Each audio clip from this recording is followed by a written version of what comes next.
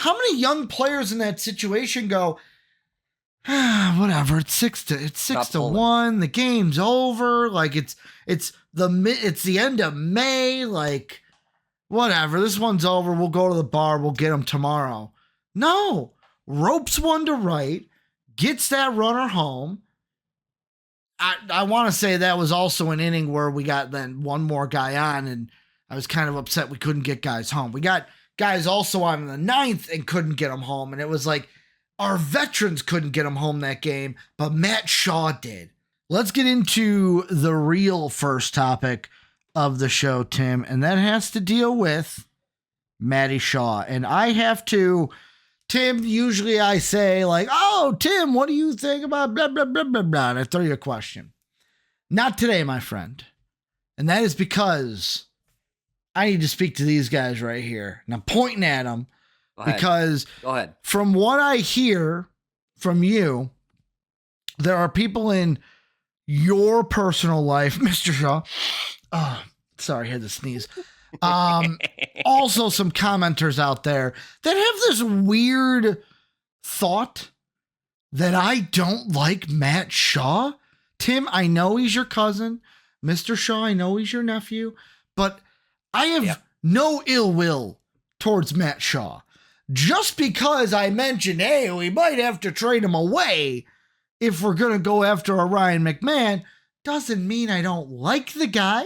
And I'll be honest, I think you're going to need a little bit more explanation than that to prove that you're not against Max Shaw. Well, the thing is, because we are doing this as Cubs fans, we're listening to this as part two of the has Matt Shaw proven himself enough to get his name off of the trading block. Well, it's really part two of the trade conversation. Last week we talked about, hey, do we have to get a third baseman? Is Ryan McMahon the guy? This week is, hey, has Matt Shaw done enough to quell everything that we talked about 2 weeks ago? Tim, I got some stats here. I'm just going to read them off and then give my opinion. So in the last 15 days, this is basically since the 19th of May, when he came back, he has 43 at-bats, 47 plate appearances because of some walks. He's got 4 walks, 5 stolen bases, 4 ribbies, 5 doubles, 14 hits, 6 runs. He's batting .326 with an OPS of .825. Tim, after these 2 weeks, if Matt Shaw keeps this up, which I'm hoping he does, I am all on board for keeping Matt Shaw. I am not looking to trade him for a third baseman at all. And I think Matt Shaw could be the future of this team. And the thing that I like the most about him, that these stats that I've read from my screen don't tell you, is how many times since he's been called up has he gotten big hits in big moments. I'm trying to think. I want to say it was against the Rockies. There was a game against the Rockies where we won late. Who was the one that got the hit to bring in the winning RBI? It was Matt Shaw. The 11th inning, he knocked in Birdie. Yeah, Birdie was the guy who was on second base. He knocked him in with a single, an opposite field single to right field. Yeah, but like even the other day, he had like, yes, he's got this, like the amount of RBIs I said, I think it was 6 in those games, but it's some of those RBIs, when are they coming? And they are coming when the team needs a run the most. Clutch. Yeah, the thing about Matt Shaw is, like we said, like, he's coming through with the bats. He had a good streak of not only like game after game of a good hit streak going. It was 4 RBIs, by the way, 4. Pardon me. I think he had 3 or 4 games in a row where he was hitting a double. Like this guy is also hitting for extra base hits, and those are translating to either runs or RBIs. A big thing that we are not talking about that the stats really don't show is how well he's been doing on the field. True. I mean, defensively, in the past 2 weeks, oh my God, he's had 3 intense plays where he's Mm-hmm. throwing himself over the side and making weird ass throws over to first base. Yeah. And the pitchers getting excited. The first baseman, either it's Turner or Bush, they're going, yeah.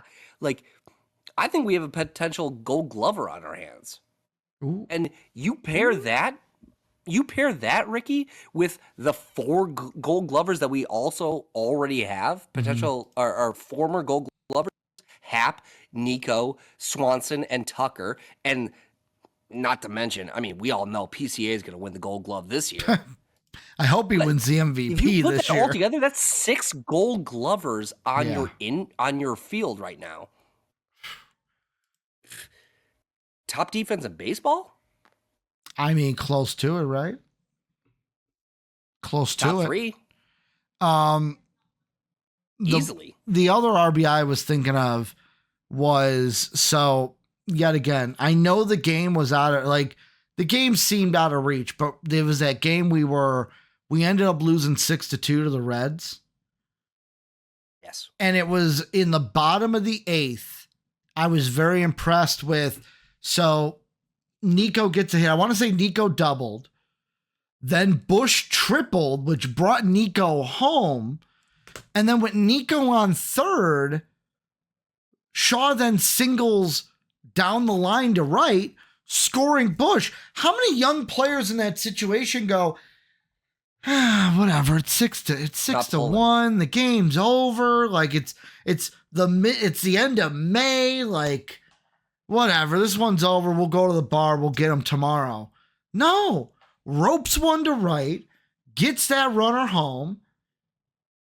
I want to say that was also an inning where we got then one more guy on, and I was kind of upset we couldn't get guys home. We got guys also on in the 9th and couldn't get them home, and it was like our veterans couldn't get them home that game, but Matt Shaw did.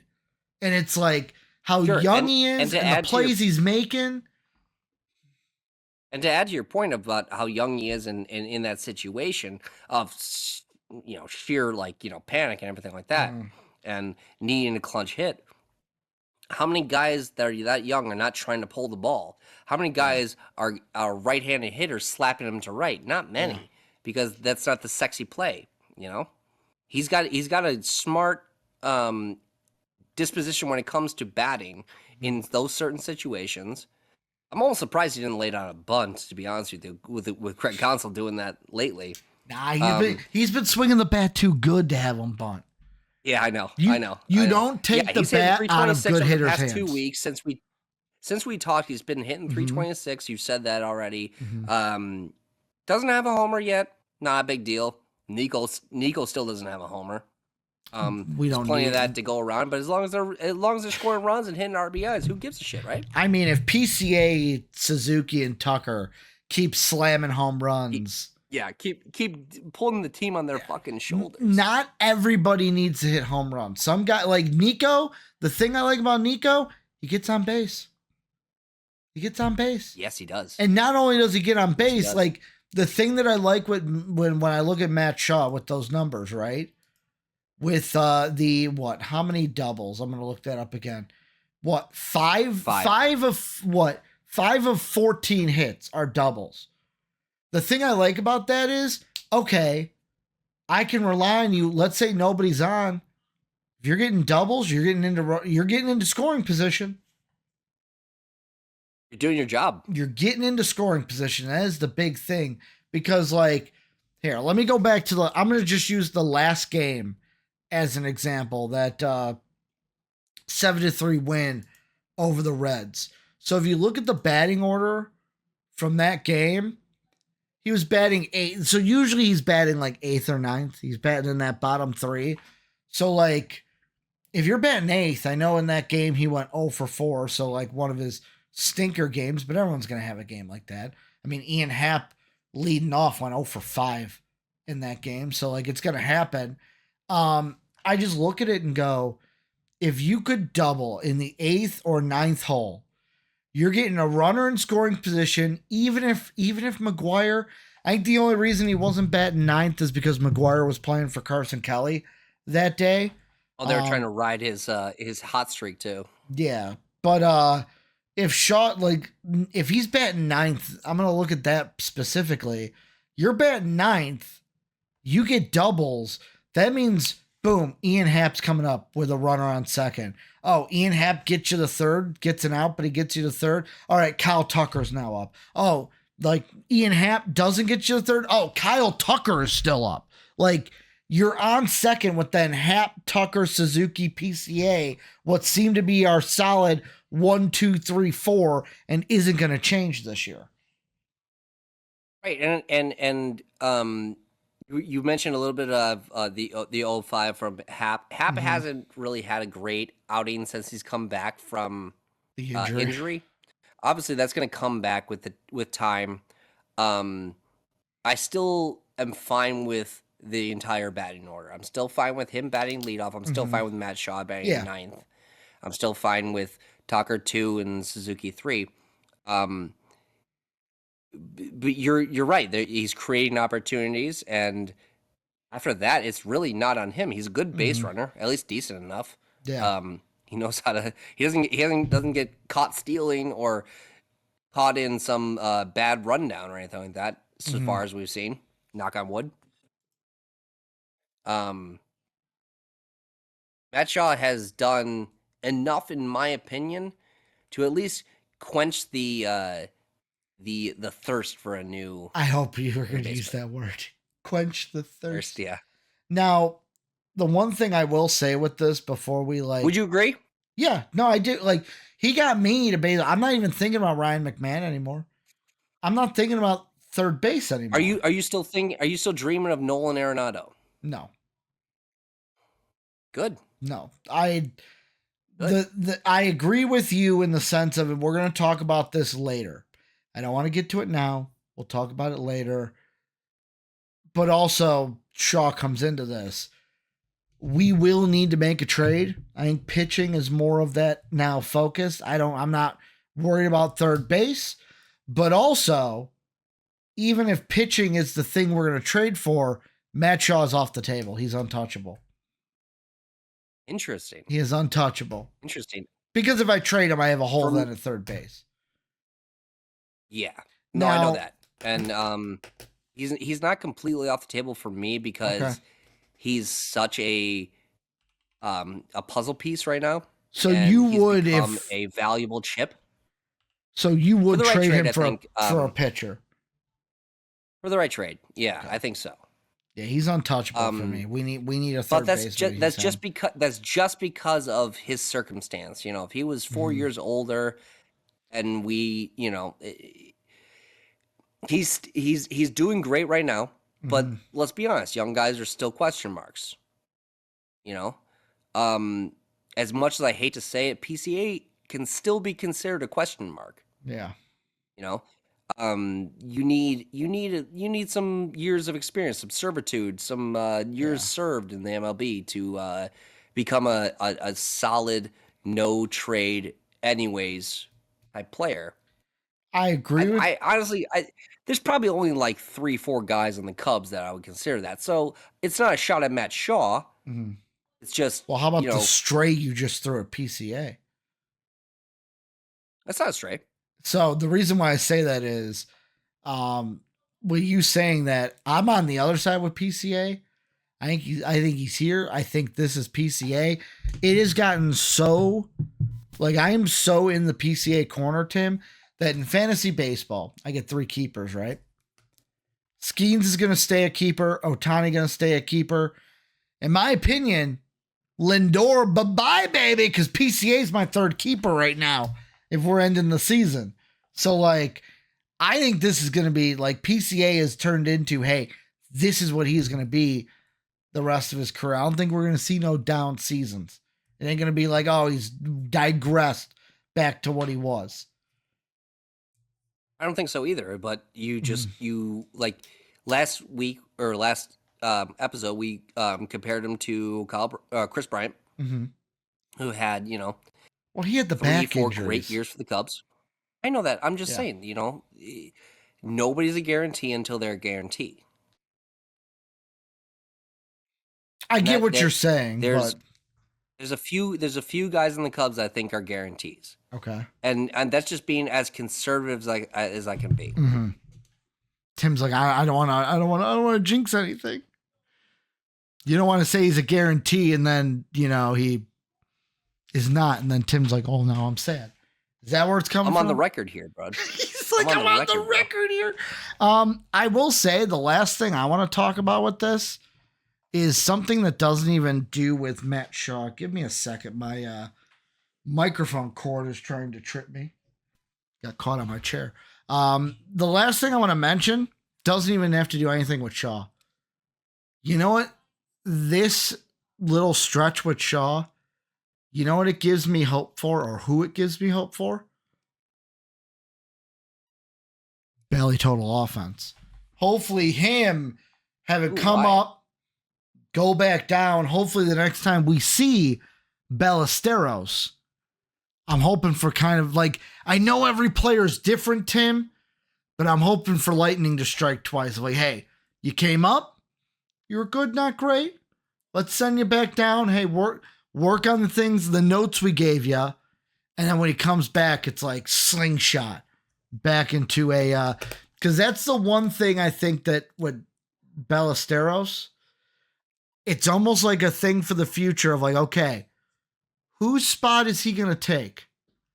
Bush's spot or Carson's spot? Is he going to be our everyday catcher or everyday first baseman? That's really interesting. That brings up 2 points I want to say. Go ahead. First, when it comes to Matt Shaw and PCA, I think we have that lightning in a bottle right now because they're both fortunate enough to come up on a team that's already winning. Yeah. And that's what is super important with and we always make the comparison. I'm sorry, Cubs fans, if you hear this too much, we make the comparison with 2016 a lot. But we had a solid team that was already there, and we brought up all these young guys that automatically started hitting. Yeah. You look at a team like the Reds, who we just played. Now you got guys like Ellie De La Cruz and Matt McClain, who are great players right now, young, great players. They're on a shitty team. Now, are you going to waste their young, spry potential because you can't make it to the playoffs? Probably. And then we'll see what happens when later in their career. We got these guys when we're already on the upswing. Yeah. Very, very fortunate to be on this team when they are. And I'm not giving them a pass or anything. This is all bonus for the Cubs. Yeah. Because you got these young guys. So many of them are coming up, and so many of them are performing alongside guys like Cade Horner and Swanson and Ian Happ, and Bush, these guys that have been there and done it. Obviously, Kyle Tucker. We'll get into him later. It's so fortunate that the timing works out so well that I'm fully into what we talked about last week. Should we be going for the World Series, or should we be kind of a World Series or bust? Yeah. That's kind of where I'm at right now. And the reason why I'm also there is I love to do this. You give me a reason to open up my FanDuel app, Tim. It always makes me happy. I hate when you do gambling. if you look at it right now, if you go to the MLB on FanDuel and go to World Series, you've got for the NL alone, 1, 2, 3. Who's the fourth team? The Cubs. Top 4 odds in the NL. Now, overall, 1, 2, 3, 4, 5. We're in the top 6. That's ever changing, though. The question that I have, the NL is way better than the AL right now. Here's a question I have for you, and this just popped into my head because I'm looking at it here. This weekend series might determine a lot here. Do you think the books are Washington? No.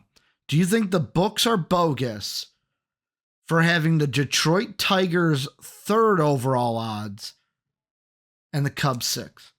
Do the Tigers deserve to be that far ahead of us? Because, yeah, I know they made the playoffs last year, but really, what have they done? Yeah, they're winning, but the Cubs are winning also. I haven't really paid attention to the Tigers this year. That's kind of a cardinal sin because they're obviously the best team in baseball right now, according to record. Well, stats. hottest team I in haven't baseball. hottest team. Let's say the hottest team. Yeah. I have not watched a ton of their games, to be honest with you. I don't think I've watched one of their games. So that's probably my biggest interest going into this weekend. Yeah. Is seeing what we do against the American League's best team. Mm-hmm. Do I think it's fair? Sure. Okay. Who cares? It's June. Well, yeah, now it's June. You're right. Now we're fully into June. Right. Well, yeah, now I can move the goalpost. Yeah, you can move it. We're into June by a full day. I just look at it and go, like, us and the Tigers, I kind of see as like, yes, the Tigers made the postseason last year. We did not. But let's not act like the Tigers are. I ain't going to go on a Cardinal rant like I did the last time, but like, let's not act like the Tigers are the Kings. You know what I'm saying? The Dodgers, yes, earn that respect. The Yankees have the best player in baseball on their team, Aaron Judge.